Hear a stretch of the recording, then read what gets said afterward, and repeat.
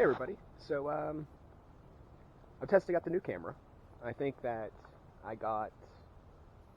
I'm running a voice recorder on my phone with $10 headphones that have calling communication on it, so it can hopefully that if the camera isn't picking up my voice well, which I heard it's bad for, then I can link up the audio from the actual camera or from the phone to the video and hopefully match it up pretty easily if I'm recording it at the same time. I don't see it being too ridiculously hard, but we'll find out. I'm not adept at the whole camera stuff, so we'll kind of see.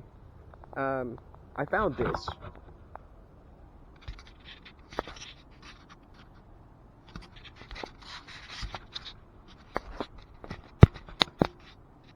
I found this pad thing.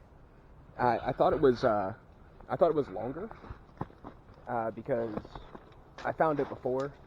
I thought it was longer. I was gonna wrap it around a tree and then use it as a DIY kind of like punching bag training thing for just for fun. But apparently it's not very big at all, so I don't think it's gonna work.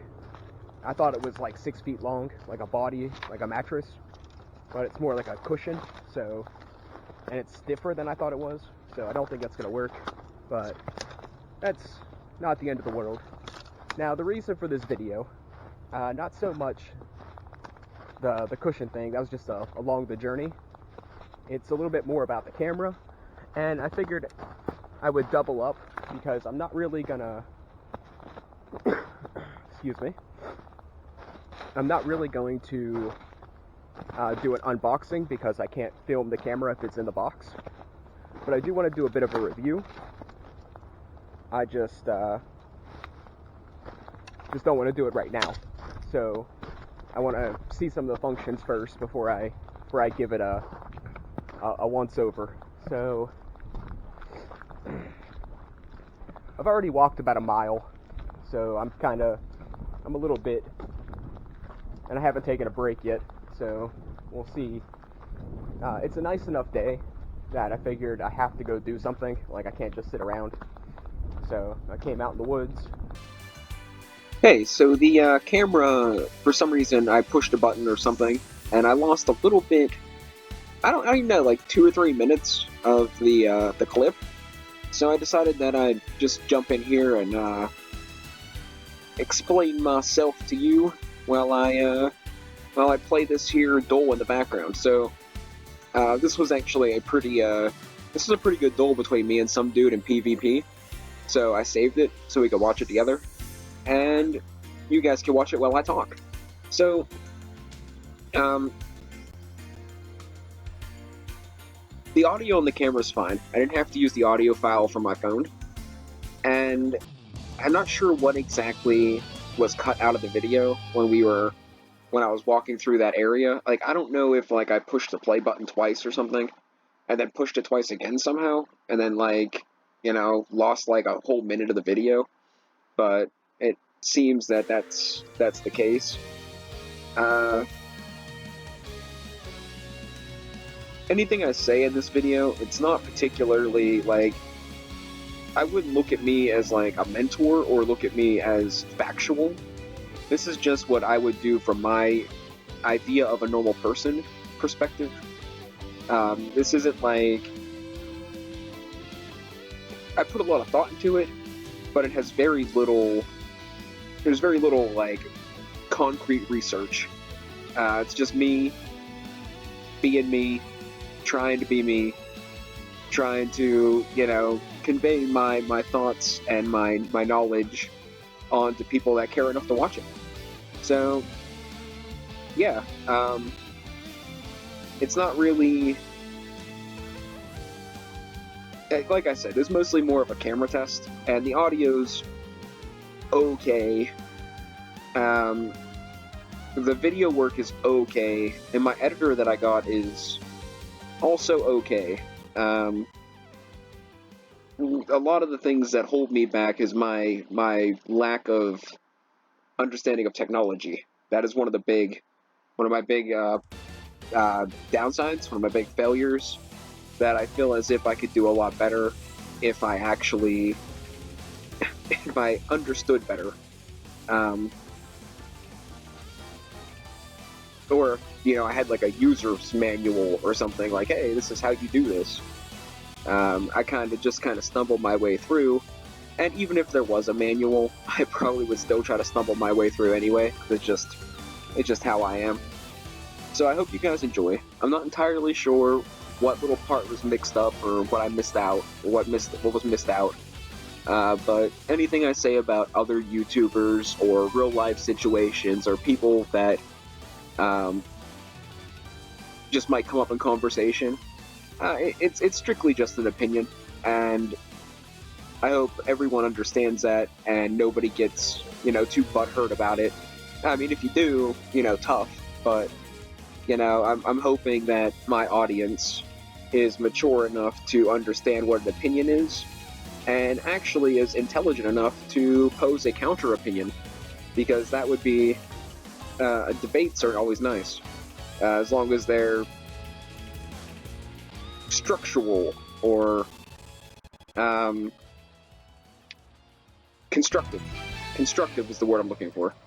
So, enjoy the rest of the video, enjoy this dole, and, hopefully it's entertaining. There's not a proper outro either, because, well, I kind of went on a tangent and talked about something else for like 15 minutes, so I'm gonna put a different video, because it's probably super controversial. So like, I'm probably gonna make another video about some stuff, and I'm probably gonna tag that in there somewhere. So later on, guys, and yeah, this is the mid outro. So later. Worth of supplies from the Dollar Tree to be prepared for something that might not even happen. In which, if you know anything about me, I'm super into the quote, it's better to have it and not need it than need it and not have it. Like, it's a quote from an old movie, and I like the prepper idea. It's just, you know, in my situation, I live in a small town, and a lot of the things that they do, I can't really say wouldn't apply to me, but like, if I was going to spend $100 on something, preparing for a disaster isn't necessarily the worst thing, but there's so many other things I could spend it on, like getting my teeth fixed, which is something I'm working on.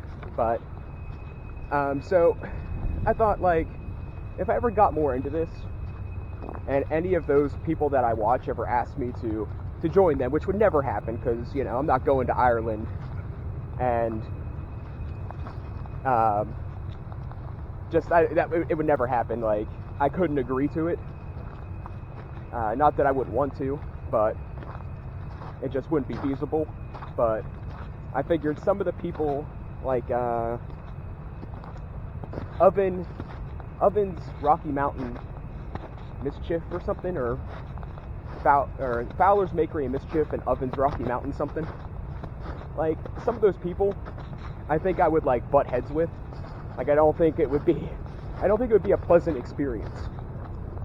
So, and it's not that I know them, it's just from their personality and the way they do things, I just can't see the Fowler guy and the Canadian prepper are two in particular that I think that, you know,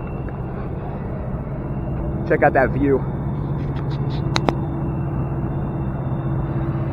And I think that those would be two people that I would particularly, you know, wouldn't particularly get along with. But that's besides the point. What this video is about, and like I said, I don't know those guys. I watched a couple of their videos, but I disdain from watching them because it's just something about their personality traits that irk me a little bit. Not like, I don't know. It's hard to explain. I get that way about certain people. Nothing against them. I'm sure they're great at what they do, and I'm sure they're nice people. But, you know, not everybody gets along with everybody. But I wanted to do like a doomsday prepper video to test out the camera, because it's something that's, you know, not that big of a deal to me. And if the footage sucks, then the footage sucks. And if it doesn't suck, then I'll put it up, great, good and good. So, here's my joke scenario, alright? If the zombie apocalypse all of a sudden broke out, and people were running through the streets eating each other, what I would do, regardless of my feelings towards my grandmother, whether they be good or bad, you guys can decide that, I would have her go upstairs. I would carry up all the canned goods and the food that she could possibly, devour. Maybe one of her cooking devices until the power went out. And I'd tell her to just throw all kinds of crap down the stairs to block the door. Because there's a door that leads from our downstairs staircase upstairs. And if there's enough stuff behind it, there's nobody that's going to be able to open it. Like, you could have 100 people kicking on it, and unless they shatter the door and pull the stuff out, there would be no way to get up there. So I'd be like, fill up as many containers with water. You got food for a couple of months. You decide how long you want to live, because I wouldn't be able to take her with me. I wouldn't be able to protect her. So, and like I said, regardless of my feelings, I would rather not. I wouldn't want that blood on my hands, regardless of how I feel about somebody, I just couldn't play God, So, or I wouldn't put them in purpose jeopardy. So anyways, my joke scenario would be, that part's pretty serious. That part's pretty constant in any of my ideas. Set her up, tell her, you know what? You can live for probably a year off the stuff that's here. If not, here's some rope, hang yourself in the shower. I mean, that's just kind of how I look at it, You could be like the decider of your own fate, because inevitably, with her age and the situation that would be at hand, she would die, whether it be, a week or 2 years down the road. It will happen. So I'd set her up with, her option. A deck of cards, some food, become a master of solitaire, and do your thing, or end it when you see fit, As for me, I'd probably grab a backpack, maybe 2 backpacks if I could handle it.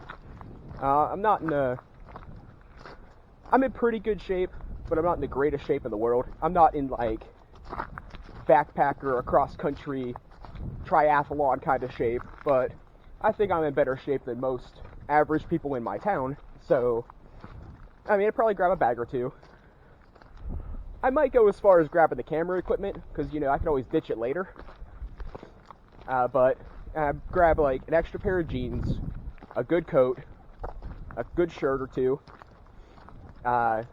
probably a couple canned goods, a couple bottles of water that I could refill, and I'd probably set out to, you guys are going to like this part, I'd probably go knock off a liquor store and grab a nice big bottle of something.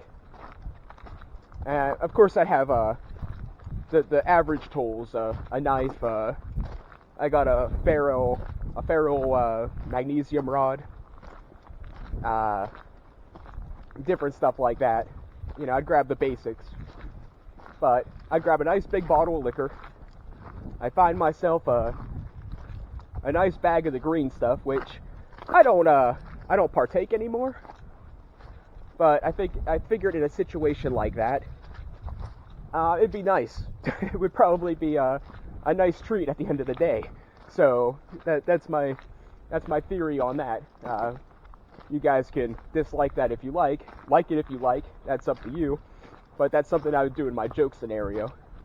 Then I'd probably hit up a Walmart, and a lot of people say that's the worst thing you could possibly do, and I'm not saying that it's a good idea, but if you could survive in a Walmart by yourself for a really long time. And in my situation, I don't have anybody. So, like, I mean, the biggest problem would be other people. And, of course, the zombies or the threat in that case. But it'd have tons of food, tons of bottled water, tons of entertainment, a mediocre selection of weapons. I mean, it's just a paradise. And one of the things that I look at is the fact that every single person, the ZN, or the zombie guy that does his zombie videos about all kinds of survival situations, and normal preppers and stuff, like, they're like, that is the worst idea ever. And you know what, that's good. That's good. Tell everybody that, because it is a pretty bad idea in any sense, in any, like, any way to look at it is a fairly bad idea. But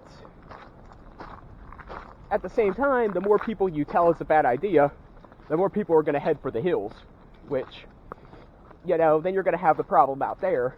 You know, you can only get so far away so fast. And even if all the population of a town disperses evenly, you're still going to run into other people. It's just not going to be as concentrated as a place like Walmart. So, I mean, I can understand their point of view, but the more people that think it's a bad idea, the less people that will be there. So, excuse me. There's my kind of theory on that. And I would live out my time there until, you know, something happened that I would need to leave. You know, maybe a breach, maybe, I don't know, there's medical stuff, there's entertainment. I guess if the power went out, I'd be at a spot, but I'm pretty sure they have propane and stuff. So, I mean, I can still cook some of the more raw food. And if I pack a ton of the good stuff in the freezer surrounded by the not so good stuff, it would keep it cold for probably months, as long as I didn't keep opening the door. And then I could throw the not so good stuff away as it thaws, and get to the good stuff while it's, you know, not, you know, rotten. So that's kind of my thought process. And then leave as needed. I mean, there's a possibility of stealing a car or a bike or something to get me a little further away, but road congestion would be a problem. A bike would be okay. A horse would be fun, but I never rode a horse before, so I don't know how that would work. And you'd have to feed it, and if it got spooked, you know, that could be the end of everything, because either, you know, the threat could get you, or the horse itself could trample you to death, or you could fly off and break your neck. So I mean, there's caveats to that idea. I always humored the idea, because I thought it'd be really cool to just ride a horse through the streets. But, you know, when it comes right down to it, it's probably not the most... I mean, if you're walking down a road and you see a horse, and you're tired of walking, and it can carry some of your stuff, I mean, hop on. But at the same time, it's like, you know, it's probably not the most reasonable. Now, a more realistic idea would be, I would do something more along the lines, same startup, you know, grandma in the closet, barricade the door, leave the house, and I would head probably in a diagonal pattern through a large amount of small towns. So there wouldn't be a dense population, and a lot of people would disperse, but I'd be able to acquire supplies along the way instead of trying to carry, you know, an 80-pound rucksack, which would slow down my movements and would possibly, you know, I'd have to ditch it anyway to run away from something. I never seen that before.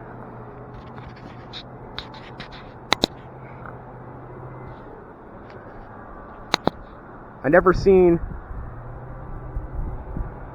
know if you guys can see it, but there's like something up there. It could just be a rock, but it's funky looking. someday I'll make that an adventure, I think. It's not too far up the hill. This thing has some sort of zoom on it, but I don't feel like messing with that right now. I got a drink in one hand and a camera in the other.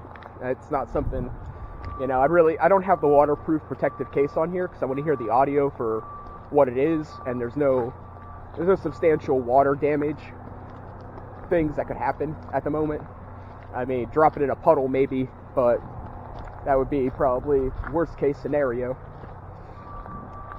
And I got the 2-year protection plan, and it is a GoPro-esque kind of camera, so it should cover it if something like that were to happen. But I'm getting into the camera instead of what this video is about, and that's what I do a lot. I tangent.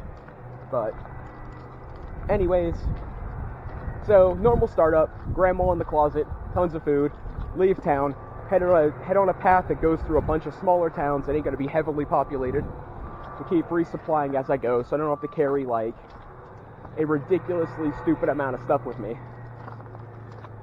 And then I'd just go until I found a place that would be suitable to call home, or at least to maybe settle down for a little while, maybe relax for a month, and then move on. I'd probably stick to a more nomadic lifestyle.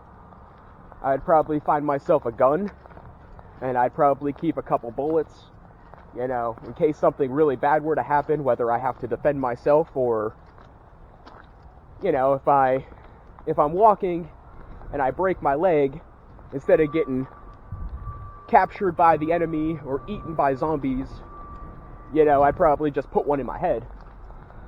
If I had the cojones to do it. But that's I'm not sure how much of that kind of stuff you could talk about on YouTube without, you know, somebody getting all upset. But that is the reality of the situation. I would keep an easy way out, so to speak, just in case if things got to a situation where there wasn't very many other options.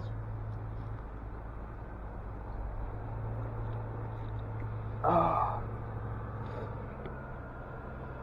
the way, I don't know how much of this is getting my face, so I'm kind of walking. So, I don't... If it's really bad, the main thing here is the audio, so yeah. So that would probably be my suggestion and my doomsday kind of thing. You know, head through small towns, keep on back roads, keep away from the mass of the population, and then keep small amounts of the bare necessities on you at all times. Maybe keep little caches along the way of different items, kind of off the beaten path, and something that's, you know, watertight, so, you know, you can go back for it if something were to happen. But, like, something that you know it's going to be there, and the likelihood of anybody finding it's going to be slim to none. And that would probably be my real doomsday prepper kind of mentality. You know, a lot of them are like, get the chlorine tablets, get the water drinking straws, get first aid kits, food, rations, you know, maybe toilet paper-esque or toiletries. And I'm like, well, that's great. If you plan to stay where you're at, then yeah. But for most people particularly that would be like me, staying where I'm at wouldn't be a good option. Like, once the power went out, once the water stopped flowing, you're gonna be several levels of screwed, and that's just that's something I'd want to avoid. If I got used to the lifestyle while I had those amenities, kind of like what I do now. Like, I hike, I walk in the woods with, you know, minuscule stuff. I do some little, you know, survivalist things here and there. Like, I build stuff out here once in a while. Practice different things, fire making and stuff. But, like, I don't really overkill it. I think I should probably practice more, but doing that stuff alone is a little bit boring sometimes. Like, I love being out here. I love doing that kind of stuff.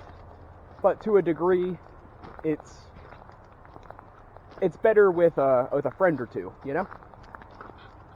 So, I don't I don't do as much as I probably should. At least it's a pretty quiet day. They put up new no trespassing signs. So you don't go down there. I've been avoiding it lately because I ran into one of the guys with a pickup truck. Well, they were down there. He was just a worker, and I get along okay with the workers because they know I ain't down there to cause trouble. They know I'm just passing through. But, you know, with that being said, they put up a bunch of new signs that deter people, which is understandable. People ruin it for other people, you know, playing on the machinery or burning stuff down or whatever people do. But, and they can't use safety as an excuse, because in my opinion, that's a load of crap. If you go down near big heavy machineries and you're not qualified to be there and something happens to you, that's your fault. Like, that's pretty much your fault. Unless it was, you know, planned and intentionally done to you, it's your own fault. So I don't understand where they're like, oh, you know, you can't be here because if something happens to you, we're liable. How? Who hired you to be my babysitter? You know, like that's my opinion. But you know, people are the world's kind of messed up. So, but that's pretty much the video. I know it was probably kind of short and probably kind of stupid, but in all honesty, your best friend in a real situation that would require you to actually worry about doomsday prepping would be knowledge, and probably knowledge and physique, stamina. You'd want a good head on your shoulders. You'd want a decent plan of action, of course, but you'd have to be able to more or less think in the moment. You have to more or less be in okay shape. I'm not saying, like, you don't have to be, you know, Lance Armstrong to survive in a zombie apocalypse, per se. The more fit you are, the better, I'm sure, but, you know, there's no